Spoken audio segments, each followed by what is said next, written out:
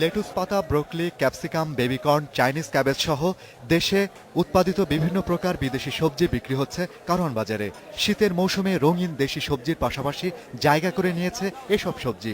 আকার ও প্রকারভেদে বিক্রি হচ্ছে বিভিন্ন দামে।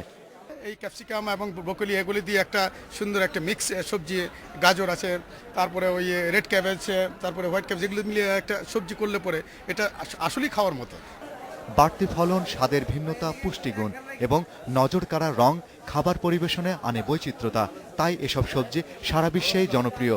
রাজধানীর অদূরে সাভার, ধামরাই, যশোর সহ দেশের বিভিন্ন স্থানে শাকসবজির উৎপাদন হচ্ছে। কৃষকদের কাছ থেকে beet, Chinese cabbage, parsley, celery এবং থাই পাতা সংগ্রহ করছে বিক্রেতারা। 400 কেজি 500 কেজি করে বিক্রি হয়। সাধারণত এই সবজিগুলো কেনে কারা কেনে? কিনে পাইকারগুলো নিয়ে যায় আর কি।